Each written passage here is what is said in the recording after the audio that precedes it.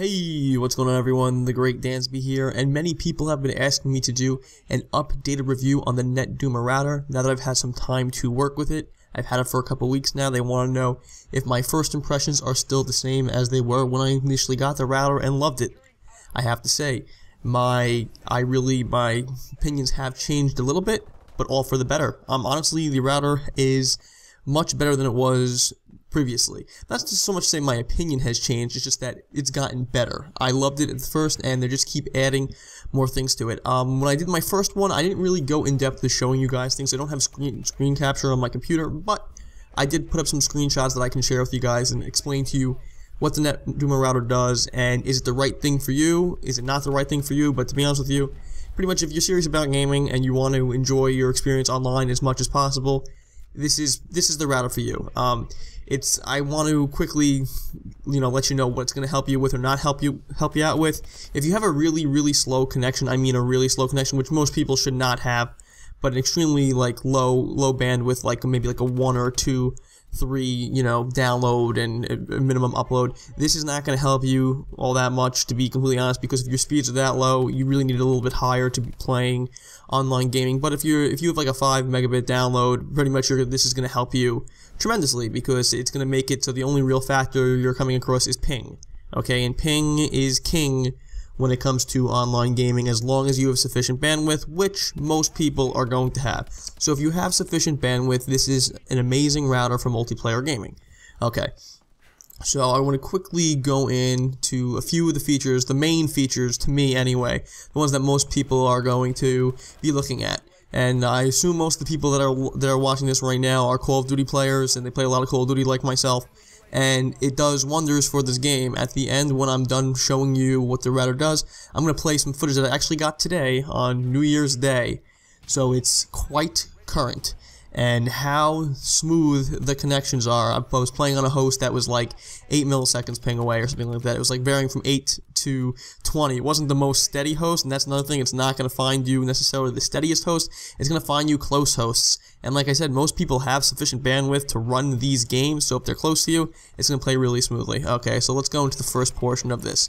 So the first portion of this is the top part of the host filtering. So what you see right here, it shows you the different devices that you can have set up for a host filtering. So right now I only have 2 gaming systems. Well, I have the PS3, but I don't really play multiplayer on that, so I don't really care so much to set it up. But I have my Xbox One in the red and my Xbox 360. They're both set up for ger-filtering. They're both enabled right now, but obviously only one filter is going to be on at a time because I'm not playing 2 systems at the same time. So that's the top part, and just to show you that they're both on. And here's the part that you guys are really going to want to look at. This is the bottom part. So here's the filter, and you can see there's a little blip over there. It looks like a little a blue circle and a white dot, well, like a white arrow. That's where I am. That's the filter I do set up, and I set up a little over 200 kilometers away so I can get good games.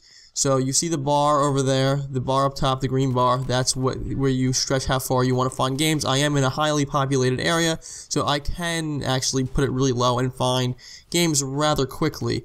You see the house button over there, that's where you set your location. It doesn't automatically find your location, you have to put it, but you should know where you live, let's be honest. And the magnifying glass is obvious. You click on the map and it magnifies further.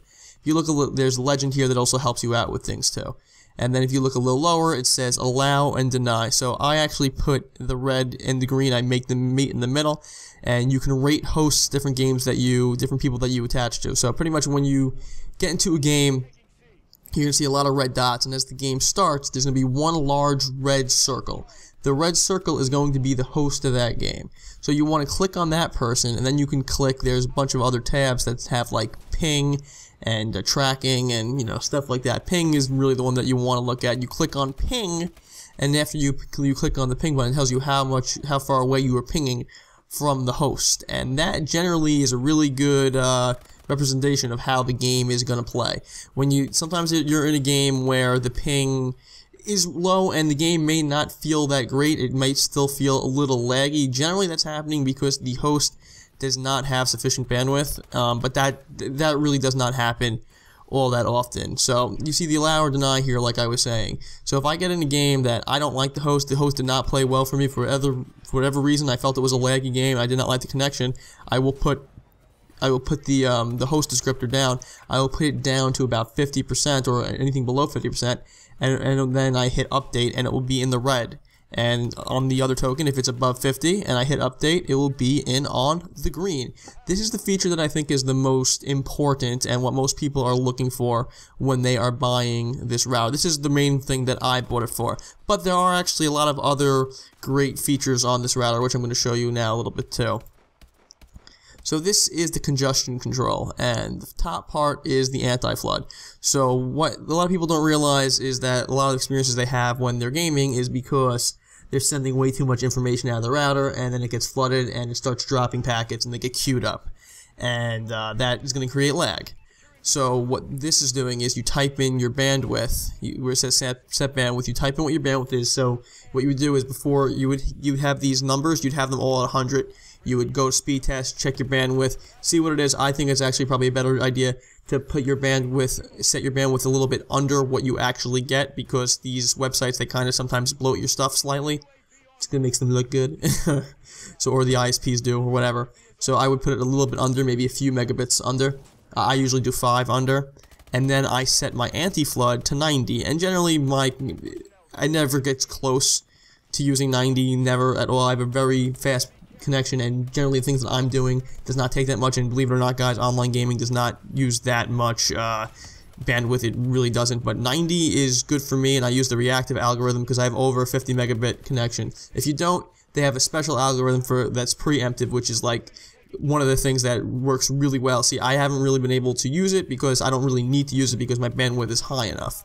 So let's see, go to the next part. But this is it's gonna help you from using too much information that your router can handle, or that your internet connection can handle, I should say. It's gonna make sure that you don't overflood and drop a shit ton of packets. But so you won't lose a lot of packets, and you're gonna have a better experience. So this is the other part of the congestion control. This is the device prioritization, which is pretty much your quality of service. But it's really a simplified version for people, so you don't have to write down exactly what you want to do. In a sense, this is kind of like, well, actually, I was going to say this is throttling your connection, but it's really not. That's what the previous thing was. It was throttling your connection slightly so you don't overflow. You don't use too much. It will never let you get to that point. This is where you're looking at the quality of service and how much resources you want to devote to each piece of equipment. So right here, I have my phone and my 2 Xboxes and my PC. So I have it pretty much on my Xbox One as the top priority, and then the Xbox is the bottom priority, and then my computer and my Android are kind of in the same right there. And there's also another button which I think it's clicked up here. It's like share equally, share excess. So whatever is not being used is going to be shared equally. So it doesn't matter. Like I can put my Xbox up to 100. But it won't be using 100, so whatever excess is there, it's going to be used as it needs to be used. So it's really a sweet quality of service, and it makes it really simple, and it works really well. So here's the VPN, and this pretty much is going to be, it's like it says there, hide my ass, hide my arse, you know, that's over there. So this is pretty much, I mean, most people aren't going to really get use out of this. I haven't gotten any use out of it yet. And it's pretty much to prevent getting like DDoSed. If people find your IP and they want to kick you offline, it's pretty much if like you're a big streamer and people want to really mess with your stuff, you might want to use this so people don't know where you are. I mean, I really haven't had a use for it yet, but it is a useful feature if you are getting DDoSed. I've been DDoSed once. I wasn't streaming. Someone threatened me because I was beating them badly in like Call of Duty Black Ops 2. And they said, oh, yeah, I'm going to kick you off. And I said, yeah, okay, do it. I don't believe you. And they did. They did DDoS me, but I was able to get back on within a few minutes. It was just a little annoyance. So right here, this is your network controls, really. So you're actually going to see, like right now, the only thing I have on is being used is my computer right here. So you see the red in the download and the upload. Sorry that I don't have the whole thing on the screen there. But you get the idea. So it's letting you know what's using what. So I've actually had my Xbox 360 on, was scrolling on my phone, had my computer on and my Xbox One on, all playing games, just so I want to see how this thing works. I probably should have done it for this, but hindsight's always 20/20. But as you can see, I'm not really using much bandwidth. It's almost nothing. Like this is literally percentages of my bandwidth. And generally when I'm playing on Xbox One, I could be playing it mid-game in Call of Duty Advanced Warfare, and generally I'm using less than 1% of my bandwidth. Less than 1%. So it really makes it so if like there's a lot of people playing in your house using various devices, you can see it's something that's using too much and it's affecting your gaming, and then you can go back into the last thing, the QoS, and you can drag whatever is taking it down. You can drag that down a little bit with an update to make sure you have sufficient bandwidth for gaming. And then here's the host history. This is the last thing that I feel that a lot of people are going to find really useful. I mean, there's a lot of other technical things down there which are absolutely useful with settings and stuff if you have, to better your connection, but that's something that all routers have. It just makes it really simple here. But the host history is something that's unique to this router too. The only thing is that this is going to be only for PC gaming, because the way they encrypt the codes on consoles, it's really hard to get that information. But on PC, you can get the information. So there's all these different things here that you can do. You can rate the host. You can see the quality of the host throughout the game, and it's a pretty cool feature. And if I PC gamed, it would really be I find it really useful. I might be getting a better PC that can handle gaming a lot better than my current one soon. So I will actually will get to use that. Alright guys, so hopefully all these things I touched on really quickly will help you out. If you want to have more information, you can go to the Netduma YouTube. They actually have a video for each thing individually where they're showing you what's going on and what does what. But hopefully this enlightens you a little bit so you guys can go check it out. And I have to say, if you are serious about gaming, this is the router for you. I don't see, if you have the money, it's a little pricey, and right now they're still at their introductory price. I don't know how long that's going to be. It's about $170, not including shipping, and that's I think it's a pretty sweet deal. I would have paid more, to be completely honest with you, if I knew it worked this well. And the thing is that it's getting better all the time. It really is. I feel like the Beatles right now. But no, it really is getting better every day. The support on it is fantastic. In the forums, the developers and the CEO, and they all speak to you and they hear you out and they implement things that we've asked for. That's another thing. Like, there are things that we felt that could be in the user interface that would make the router work better, and boom, within a day or two they added. It's great.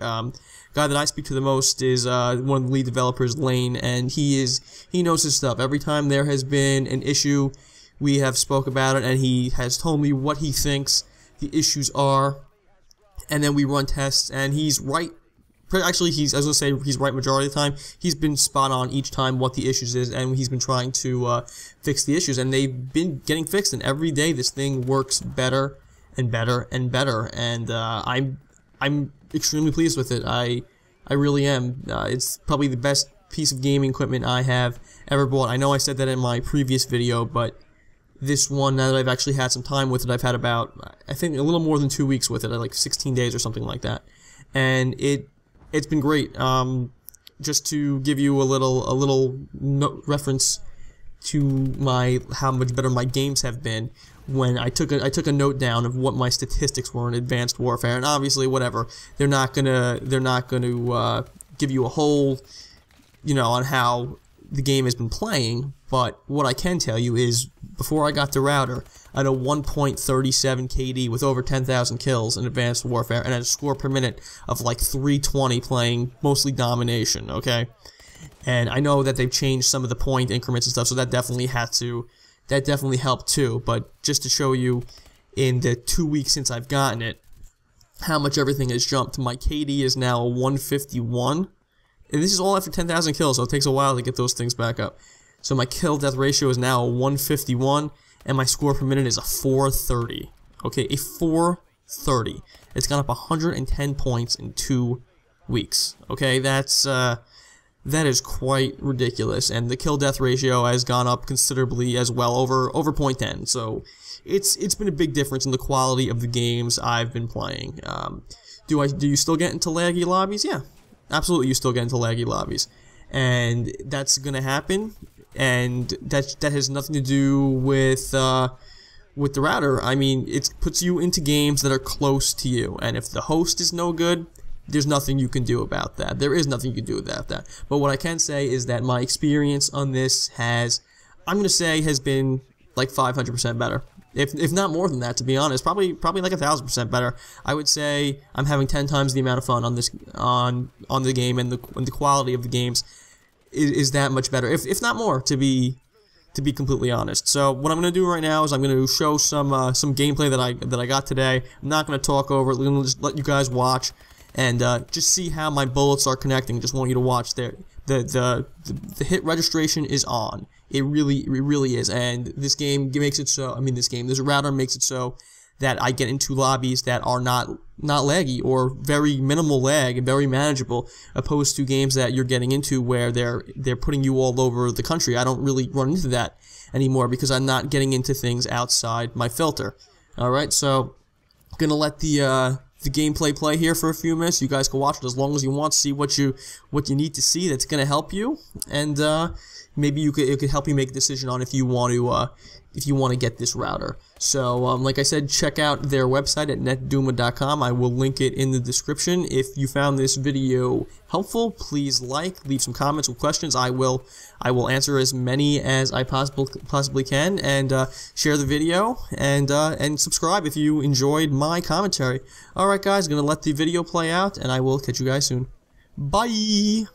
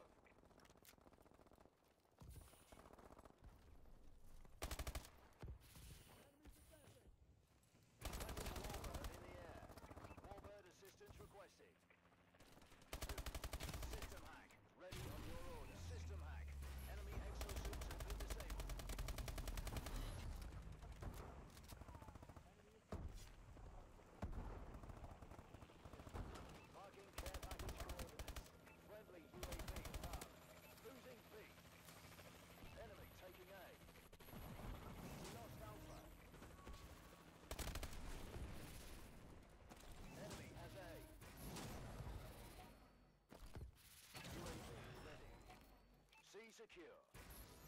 Our UAV is online.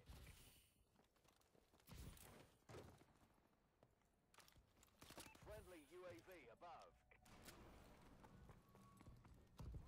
Losing Bravo.